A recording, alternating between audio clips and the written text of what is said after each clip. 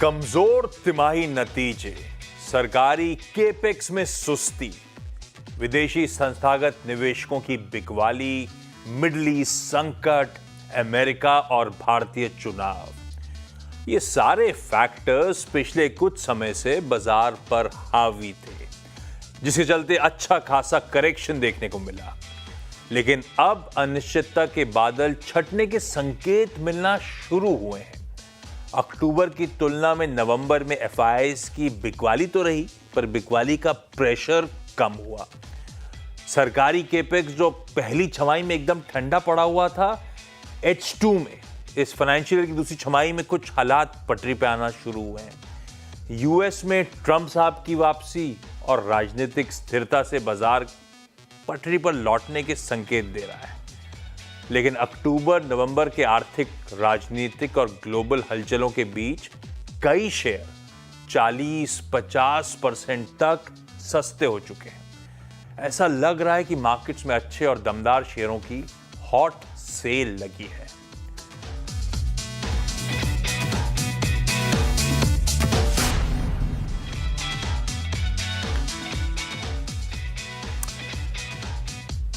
चलिए भैया, आज का जो स्पेशल था ना, ज्यादा इधर उधर कुछ देखने की, टटोलने की जरूरत पड़ी नहीं। साल अंत के बेहद करीब हम जा रहे हैं और यह समय होता है जब यूएसए में हर तरफ सेल लगती है। तगड़े डिस्काउंट्स पर सारे प्रोडक्ट्स अवेलेबल होते हैं। फ्राइडे से, नवंबर के आखिरी फ्राइडे से इस पीरियड की शुरुआत होती है, जिसे वो लोग कहते हैं ब्लैक फ्राइडे। अब यार, सेल का समय, खुशियों का वातावरण, तो ऐसा नाम क्यों? सबके जहन में सवाल आएगा। तमाम थ्योरीज हैं, पर लार्जली माना जाता है कि यह सिंबलाइज करता है वो मोमेंट जब रिटेलर्स यूएस में लॉसेस से, रेड से उभर कर ब्लैक पे आते हैं। और ब्लैक सिंबलाइज करता है शेयर मार्केट्स में, फाइनेंशियल मार्केट्स में प्रॉफिट्स को, क्योंकि सेल हो रही होती है, लोग खूब खरीदारी कर रहे होते हैं, फेस्टिविटीज की शुरुआत हो रही होती है, तो घाटे से मुनाफे में आने शुरू आते हैं रिटेलर्स। इसीलिए इस दिन को ब्लैक फ्राइडे कहते हैं। सेल के पीरियड की शुरुआत को ब्लैक फ्राइडे वहां पे कहा जाता है।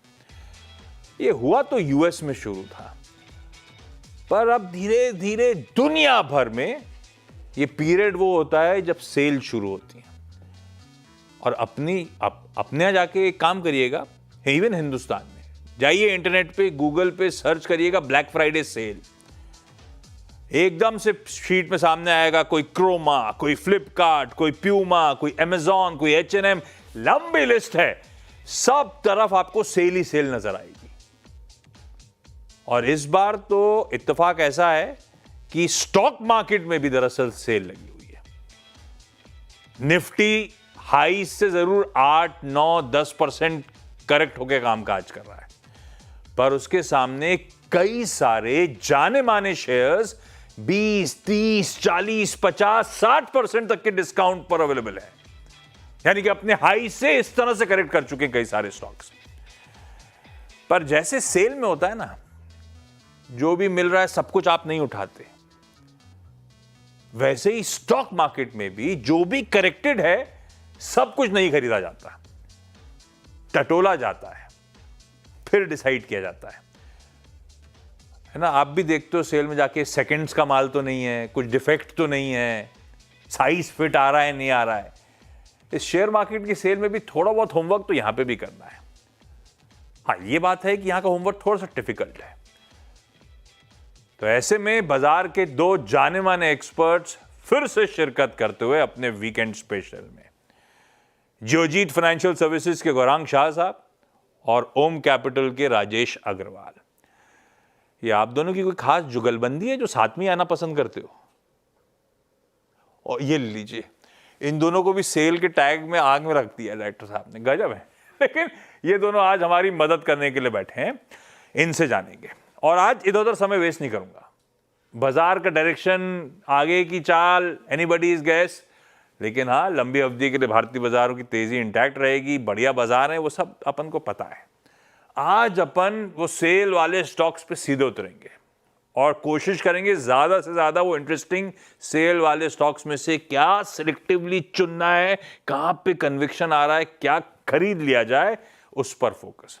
और थोड़ी सी मानसिकता को अपन को बदलना होगा। जैसे हर तरफ सेल लगती है अपन भागे चले आते हैं, स्टॉक मार्केट की सेल से अपन डरते हैं। तो इस सेल का फायदा उठाने की कोशिश करिएगा। और सेल में क्या होता है, सबसे पहले आप भाग के वहां जाते हो जहां पे सबसे तगड़े डिस्काउंट होते हैं। अगर वहां पे कुछ बढ़िया हाथ लग गया चीज तो सोने पे सुहागा। तो अपनी शेयर मार्केट की सेल पे भी अपन उसी टैग के साथ चलेंगे जो सबसे इंटरेस्टिंग है। डॉक्टर साहब, वोडाफोन आइडिया का स्टॉक खींच कर लेकर आइएगा। उसके सेल का टैग मैंने उठा के देखा तो उस पर लिखा हुआ था 60% ऑफ। भाई साहब, इस स्टॉक के साल के हाईज थे 19 रुपए 15 पैसे और हाल फिलहाल में चला लोअर लेवल से, उसके बावजूद 60% ऑफ है। 56% साल के हाई से अभी भी स्टॉक करेक्टेड कामकाज कर रहा है। पर गौरांग सर, हम रिटेल को इस सेल में पैसा डालने का है कि नहीं? रिटेल को बहुत बहुत धन्यवाद आशीष, इस मंच पर आमंत्रित करने के लिए। आवाज के दर्शकों को, आपको और राजेश भाई को हमारा सादर प्रणाम और शुभ दिन हमारे तरफ से। तो देखिए, जब डिस्काउंट भारी होता है तो आपको ये भी ध्यान में रखना है कि डिस्काउंट क्यों भारी दिया जाता है कंपनी की तरफ से, क्योंकि उसमें कुछ कमियां होती है, कुछ खामियाजा होता है, कुछ दिक्कत होती है, इसलिए आपको इतना बड़ा डिस्काउंट मिलता है। अब अनिवार्य है पहले तो डिस्क्लोजर देना कि वोडाफोन आइडिया पर हमारी खरीदारी की राय है, लेकिन इस खरीदारी की राय हम उन सब निवेशकों को दे रहे हैं जिनके पास जोखिम झेलने की क्षमता बाकी मुकाबले में बहुत ही ऊपर की तरफ हो। और ये इसलिए आशीष भाई, क्योंकि बहुत सारे छोटे बड़े मझोले निवेशक इसमें फंसे हुए हैं। जब कभी भी ये ऊपर उभरने का प्रयास करता है तो बिकवाली का दबाव हो जाता है। उसके बाद सर्वोच्च न्यायालय का जो आदेश आया माफ कीजिएगा, फिर सरकार की तरफ से जो एक विंडो आई समय सीमा और साल को लेकर के, एजीआर के ड्यू लेकर के, फिर थोड़ी बहुत राहत। तो अनिवार्य है कि हमारे देश में 2 से 3 या 4 सेल्यूलर सर्विस प्रोवाइडर कंपनी हो, जिससे प्रतिस्पर्धा अच्छी हो जाएगी और हम और आप जैसे उपभोक्ताओं को मेरे ख्याल से उसका लाभ मिलेगा। तो खरीदारी की राय तो बिल्कुल है, लेकिन इतना ध्यान रखिए कि आपके पास जोखिम झेलने की क्षमता बहुत ही ऊपर की तरफ हो और उसके साथ साथ समय सीमा भी आपके पास बहुत ही लंबी अवधि की होनी चाहिए। और ये हम रिटेल के कैरेक्टरिस्टिक है नहीं। एक तरफ जोखिम झेलने की बहुत तगड़ी क्षमता हो, हम लोग थोड़े से रिस्क अवर्स वाले लोग, तो भैया अगर आप रिटेल अपने आप का, अपनी साइकी को समझिएगा, उसके बाद डिसाइड करिएगा। गौरांग सर कह रहे हैं जियोजीत की बाई की रेको ज़रूर होगी वोडाफोन आइडिया पे, पर वही लोग जो बहुत तगड़ा जोखिम झेलने की क्षमता रखते हैं और बहुत लंबी अवधि के लिए वेट करने को तैयार हैं, ये उनके लिए है। अदरवाइज उस कैटेगरी में फिट नहीं होते हैं, अवॉइड करिए वोडाफोन आइडिया को। अगला जो बढ़िया सेल टैग नजर आया मुझे, वो था होनासा कंज्यूमर। भाई साहब जरा लेकर आइए स्क्रीन पे। वोडाफोन आइडिया पे 60% के सेल का टैग था, तो होनासा कंज्यूमर पे 55% सेल है। और ये रीसेंट अप मूव्स के बावजूद 55% साल के हाइज से करेक्टेड है। 547 साल के हाइज, 251 के आसपास के मौजूदा भाव, 54% करेक्टेड ये स्टॉक है। और ऐसा करेक्शन आया नतीजों के बाद कि ये इशू प्राइस के नीचे फिसल गया। और होनासा मेरे ख्याल से one of the biggest Mrs में से एक है इस रीसेंट क्वार्टर रिजल्ट्स का, और सरप्राइज कर रहा था। इबीटा लॉस कर डाला था इस कंपनी ने, जो किसी ने एंटिसिपेट नहीं करा था। मामाअर्थ एकदम धीमा पड़ गया, इनका flagship brand. Rajesh sir, sale का टैग तो तगड़ा दिख रहा है, अब ये बात गौरांग सर की सही है, ज्यादा डिस्काउंट जहां होता है उतना ही डाउट भी करना चाहिए उस चीज पर। क्या करना है? पहले तो नमस्कार आशीष जी, गौरांग सर आपको भी नमस्कार। और होनासा पे आऊं उससे पहले 2 बातें। एक तो जब सेल लगती है, जैसे आपने कहा मिंत्रा, फ्लिपकार्ट सब में सेल लगी हुई है, तो लोग दौड़ दौड़ के जाते हैं और बिना जरूरत की सामान खरीदते हैं। आप अपनी बिल्डिंग में देखोगे लिफ्ट के बाहर डिलीवरी वालों की लाइन लगी हुई है। दूसरे आपने कहा रिटेल के पास थोड़ी सी जोखिम उठाने की क्षमता कम होती है, लेकिन मैं ये मानता हूं कि क्षमता कम होने के बावजूद खतरों के खिलाड़ी वही बन रहे हैं, और जितने फंडामेंटली प्रॉब्लमेटिक स्टॉक है वहां एक्सपोजर ले रहे हैं, एफएनओ में एक्सपोजर ले रहे हैं। मैं उनको यही कहना चाहूंगा कि थोड़ा सा सोच समझ के काम करें। अब आते हैं हुनासा पे। तो मामाअर्थ, बी ब्लंट, ऐसे कई ब्रांड हैं इसके। नंबर्स बेहद खराब आए थे। टॉप लाइन 7% के आसपास गिरी और बॉटम लाइन लॉस पे आई। एबिटा लेवल पे लॉस आया। मैनेजमेंट की कमेंट्री से लोग और डर गए। उन्होंने कहा कि कुछ डिस्ट्रीब्यूशन चैनल्स चेंज करेंगे, सुपर स्टॉकेज, डिस्ट्रीब्यूटर, पता नहीं क्या क्या। उस वजह से लोगों में घबराहट और बढ़ी, और ऐसा लगता नहीं है कि बहुत जल्दबाजी में इसमें कुछ सुधार होने वाला है, क्योंकि अगर आप देखो तो जो दिग्गज कंपनियां हैं एफएमसीजी की, फिर वो चाहे हिंदुस्तान लीवर या दूसरी हो, सब जगह ही वॉल्यूम की दिक्कतें आई, और इसको कैचअप करने में बहुत समय लगेगा। तो इस वक्त हमारी तरफ से अवॉइड की कैटेगरी में रहेगा। समय लगेगा, अनिश्चितताएं, अनसर्टेनिटीज बढ़ रही हैं। हुनासा कंज्यूमर के इस डिस्काउंट टैग के फिलहाल झांसे में ना आए, अभी अवॉइड है। पैसा डाल देंगे तो फंसने का भी डर है। अगला डिस्काउंट टैग जो बढ़िया, अच्छा कई सारे तो मैंने खुद ही, तो टैग्स तो और भी बहुत लुक्रेटिव हैं, पर वो स्टॉक्स खुद ही वीड आउट भी करे मैंने। तो जो थोड़े बहुत जाने माने नाम थे सिर्फ उन्हीं को मेंशन कर रहा हूं। उज्जीवन स्मॉल फाइनेंस बैंक, लाइए इसका टैग जरा, मेरे ख्याल से 45% ऑफ का टैग ये रहा। 45% ऑफ, यानी कि अपने ईयर हाई से ये स्टॉक इस समय इस तरह से करेक्शन का साथ मिल रहा है। 63 रुपीज के ईयर हाई, 35-36 के आसपास आपको स्क्रीन पे नजर आ रहा होगा। 43% का कट है, इसलिए अप टू 45% ऑफ लिखा हुआ है। दिक्कतें हैं, इसीलिए पिटा है। प्रोविजन स्पाइक अप हुए, एसेट क्वालिटी में डिटोरिएशन था, प्रॉफिट्स गिरे थे जब Q2 के नंबर्स आए थे। तो चैलेंजेस हैं गौरांग सर, लेकिन खतरों के खिलाड़ी बन जाऊं क्या? Ujjivan small finance bank interesting है क्या? देखिए, खतरों के खिलाड़ी बनने का शौक तो बहुत लोगों को है, और मेरे ख्याल से राजेश भाई ने सही तरीके से फरमाया कि अगर आपको जोखिम झेलने की क्षमता है, जैसे मैंने भी बताया, तो आप सब कुछ बन सकते हैं। आप रॉबिनहुड भी बन सकते हैं, आप खतरों के खिलाड़ी के दावेदार भी बन सकते हैं और उसको जीत भी सकते हैं। लेकिन ये सब में आपको ये चीज ध्यान में रखना है, जो बहुत अहमियत वाली चीज है, वो है जोखिम झेलने की क्षमता।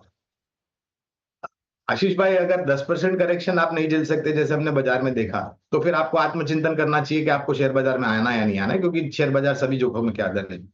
अब आते हैं इसके ऊपर, तो उज्जीवन स्मॉल फाइनेंस बैंक के ऊपर भी डिस्क्लोजर अनिवार्य है, हमारी राय है खरीदारी की, और हाल ही में नतीजों के बाद हमने हमारे जो लक्ष्यांक थे उसमें थोड़ा बहुत फेर बदलाव किया है। हमें लग रहा है कि एक दिक्कत तो बिल्कुल है, वो है एमएफआई सेगमेंट में जिस प्रकार से रिकवरी की रन रेट पहले हुआ करती थी, आज की तारीख में माइक्रो फाइनेंस कंपनीज की या स्मॉल फाइनेंस बैंक की रन रेट थोड़ी बहुत नीचे की तरफ आई है। वो एक बहुत ही बड़ा कारण है। रिकवरी जो ग्रामीण, मध्यम ग्रामीण भागों में हो रही है, वो बहुत जरूरी है इन सब कंपनियों के लिए, क्योंकि अगर वहां पर रिकवरी आती है तब जाकर के इनके जो लोन्स जो दिए गए वहां पर ईएमआईस के द्वारा प्रिंसिपल और इंटरेस्ट लौट करके आएगा। तो इस पर भी यही कहूंगा, है यहाँ पर आकर्षण है, लेकिन इतना ध्यान रखें कि आपके पास जोखिम झेलने की क्षमता कितनी है, और यहाँ पर भी थोड़ा समय ज्यादा लग सकता है ऊपर की तरफ के दायरे देखने के लिए। हाँ, ये बात सच है। थोड़ा बहुत रिस्क झेलना तो पड़ेगा, थोड़ा बहुत डाउनसाइड दिखेगा। जहां से लिया वहां से चलने लगे, ऐसा तो हो नहीं सकता शेयर बाजार में। दोनों तरफ के दायरे खुलते हैं। पेशेंस रखेंगे तो इनमें से कई सारे स्टॉक्स हो सकता है आपको आगे रिवॉर्ड करें। क्योंकि आपने गौरांग सर एमएफआई पेन की बात छेड़ दी, तो अगला स्टॉक भी आप ही के लिए। इस पे है डिस्काउंट, इंडसइंड बैंक लिखाइए स्क्रीन पे, नहीं इंडसइंड बैंक लेकर आइए। 40%, ये तो निफ्टी का स्टॉक है, 40% अपने हाई से करेक्टेड, बढ़िया सेल पे अवेलेबल। साल के हाईज ऑलमोस्ट 1700 रुपए के, सब 1000 रुपीज के आसपास ट्रेड कर रहा है। हाई से 41% करेक्टेड, इस तरह से नीचे। और इसमें भी पेन वही जो गुरांग सर ने बात छेड़ी ना, इस रिजल्ट सीजन का सबसे बड़ा सरप्राइज जो स्प्रिंग अप हुआ, और इसने सबसे पहले बताया क्योंकि इसके सबसे पहले नतीजे आए, और उसमें सरप्राइज था माइक्रो फाइनेंस लेड वीकनेस इसकी परफॉर्मेंस पे। उसके बाद ईपीएस कट्स हुए, पर है निफ्टी का स्टॉक। गौरांग सर, क्या रिस्क रिवॉर्ड के समीकरण बेहतर हुए? सब कुछ एक ना एक भाव पे जाके अट्रैक्टिव होता है। इस 40% के कट के बाद क्या इंडसइंड बैंक बेहतर है या नहीं? तो हमारे शेयर बाजार में एक कहावत भी है, भाव भगवान है आशीष भाई। और ये भी अनिवार्य होगा डिस्क्लोजर देना कि इंडसइंड बैंक के ऊपर पहले हमारे जो लक्ष्यांक थे वो 1800 के पार के थे, लेकिन जो घातक आंकड़े दूसरी तिमाही में इंडसइंड बैंक लेकर के आई, उसको देखने के पश्चात हमने हमारे जो लक्ष्यांक है उसको नीचे के तरफ लेकर के आके खड़ा किया है। करीबन 1120 के लक्ष्यांक है। और ये जो 1000 के नीचे कामकाज कर रहा है इंडसइंड बैंक का शेयर, मेरे ख्याल से रिस्क रिवॉर्ड काफी फेवरेबल है। ये जो स्टॉक है इंडसइंड बैंक, ये दरअसल कंसेंसस है। राजेश सर, आप लोग के ओम कैपिटल पे भी बाय रेको दिख रही है इंडसइंड बैंक पे। आप लोग के किस तरह के ट्रेड के समीकरण, इन्वेस्टमेंट के समीकरण, आपको किस तरह के लक्ष्य नजर आते हैं या लक्ष्यांक नजर आते हैं? गौरांग सर, लक्ष्य हुआ टारगेट, तो लक्ष्यांक क्या हुआ? दोनों का मतलब एक ही होता है, लक्ष्य और लक्ष्यांक। लक्ष्य होता है गोल, लक्ष्यांक होता है क्या, the ultimate goal that you want to get. Okay, तो आप लोग का अल्टीमेट गोल, लक्ष्यांक क्या है राजेश सर? देखिए, हमें लगता है कि साल भर में 20% के रिटर्न इसमें बिल्कुल बैठ सकते हैं मौजूदा स्तर से। नतीजे खराब आए थे। बॉटम लाइन में अगर आप देखो तो 40% की ड्रॉप थी, बट अदर पैरामीटर्स आप देखो, loan book 13%, deposit 15%, net interest income 5% बढ़ी थी। जो दिक्कत आई एमएफआई की प्रोविजनिंग की वजह से आई। लेकिन अब आने वाले दिनों में जो नए एमडी सीईओ साहब ने कार्यभार संभाला है और वैल्यूएशन बहुत चीप हो गए। FY26 की एडजस्टेड प्राइस टू बुक देखेंगे तो 1.2 के आसपास चल रही है। तो इस लिहाज से मुझे लगता है कि यहाँ पे थोड़ा बहुत एक्सपोजर लिया जा सकता है। एक दिग्गज बैंक है और टर्म डिपॉजिट वगैरह में थोड़ी सी बढ़त थी, इसलिए मार्जिन्स में भी थोड़ा प्रेशर पड़ा।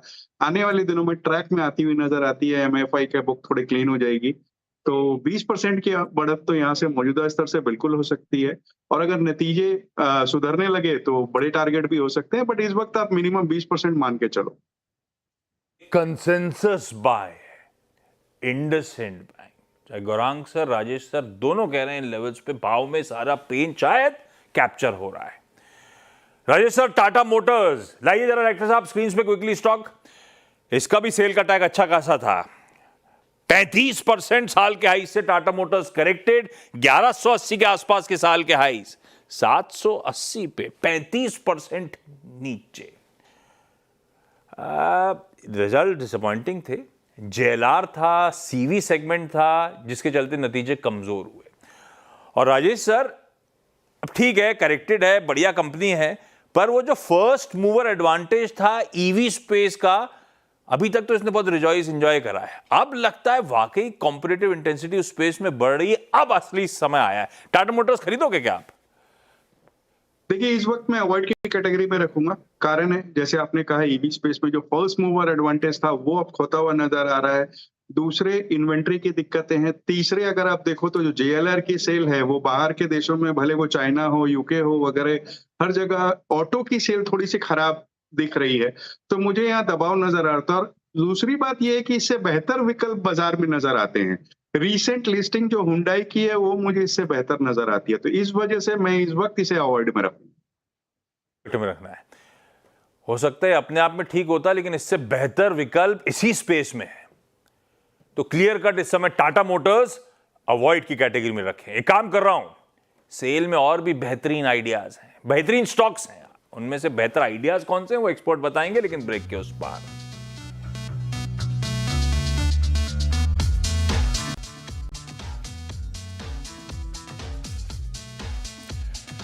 ब्रेक के बाद आप सबका स्वागत है हमारी इस खास पेशकश हॉट सेल में। वैसे आंख तो ऐसी लग रही डॉक्टर साहब ने, ऐसा लग रहा है ब्लास्ट फर्नेस है पीछे, और इसीलिए मैं आज चल के स्क्रीन के पास नहीं गया हूं क्योंकि गर्म काफी ज्यादा है। लेकिन हम लोग उन स्टॉक्स की चर्चा कर रहे हैं जो अच्छे खासे करेक्टेड है, उनमें से सेल में क्या खरीदें।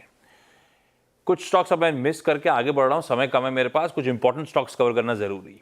एशियन पेंट्स को लेकर आइए प्लीज स्क्रीन पे, बढ़िया डिस्काउंट पे इस समय ये स्टॉक भी अवेलेबल, 30% डिस्काउंट का टैग आपको नजर आएगा। साल के हाई से बढ़िया करेक्टेड ये स्टॉक इस समय कामकाज करता हुआ।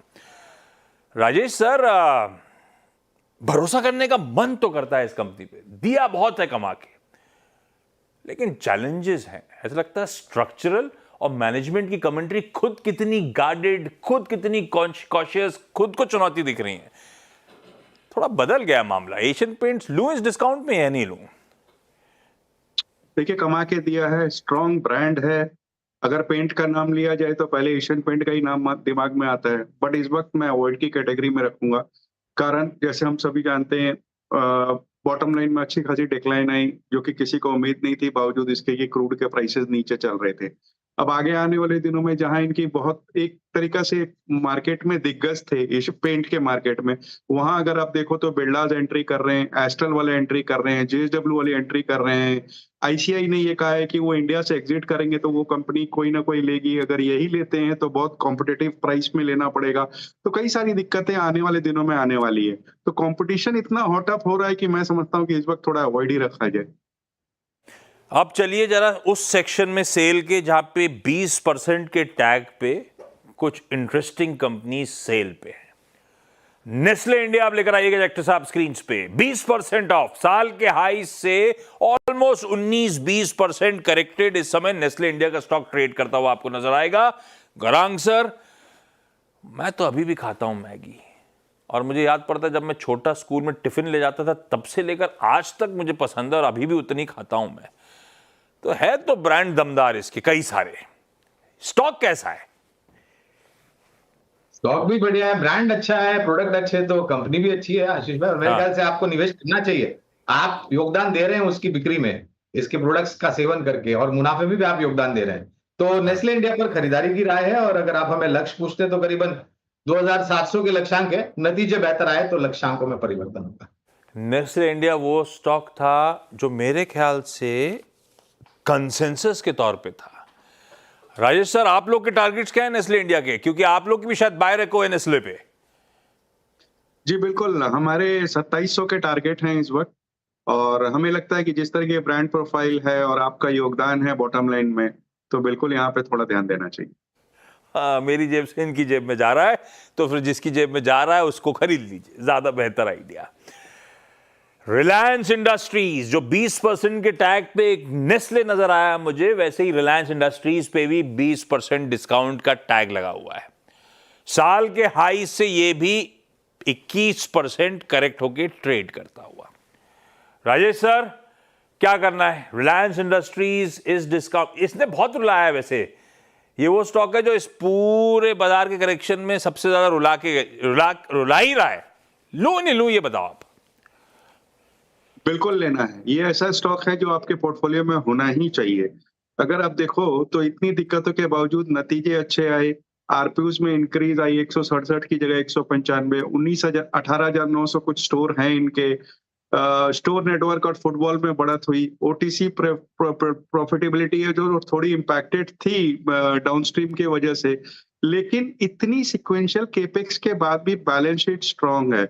और इन लेवल्स पे बहुत अट्रैक्टिव लगने के और भी कारण है कि अगर आने वाले दिनों में कोई भी कॉर्पोरेट अनाउंसमेंट जैसे कि डीमर्जर या आईपीओ इनके सब्सिडरीज जियो और रिटेल के होते हैं तो वो एडेड तड़का होगा। अदरवाइज 1600 के टारगेट आने वाले एक साल में बिल्कुल संभव है। और ये भी एक कंसेंसस बाय था। गौरांग सर, जियोजीत के लक्ष्यांक क्या है स्टॉक पे, रिलायंस पे? जियोजीत में लक्ष्यांक करीबन 1520 के आसपास रखे हैं। बहुत ही साधारण से लक्ष्यांक है, और ऐसा कोई लार्ज कैप फंड नहीं होगा जहां पर रिलायंस इंडस्ट्रीज का शेयर नहीं होगा। तो अनिवार्य है, अगर निवेश नहीं किया है तो लाभ लेकर के करेक्शन का लंबी अवधि के लिए निवेश करें। लाभ लें इस करेक्शन का। रिलायंस इंडस्ट्रीज की इस प्रोग्राम में चर्चा हो गई, तो एक बात ध्यान रखिएगा, इस चैनल का स्वामित्व प्रबंधन रिलायंस इंडस्ट्रीज के पास है। एक financial adviser, independent financial adviser से भी प्लीज कंसल्ट करिएगा। तो इस हॉट सेल में क्या उठाना है, जहां पे कन्विक्शन दोनों एक्सपर्ट्स का है, मैं उनके साथ जा रहा हूं। वो 3 स्टॉक्स आपकी स्क्रीन पर प्लीज और रैप अप के तौर पे पेट दिखा दीजिएगा। रिलायंस इंडस्ट्रीज दोनों को पसंद आ रहा है, इंडसइंड बैंक दोनों को पसंद आ रहा है, और साथ साथ नेस्ले इंडिया। सेल में सिलेक्टिव रहिए, ये वो स्टॉक्स हैं जो खरीदे जा सकते हैं। Rajesh sir, Gaurang sir, thank you so much दोनों का जुड़ने के लिए और बढ़िया तरीके से ये सेल में हमारी मदद करने के लिए। चलिए इस नोट पर आप सबका भी जुड़ने के लिए तहे दिल से शुक्रिया। हिम्मत करिएगा, पढ़िएगा और सेल का भरपूर फायदा उठाइएगा। नमस्कार।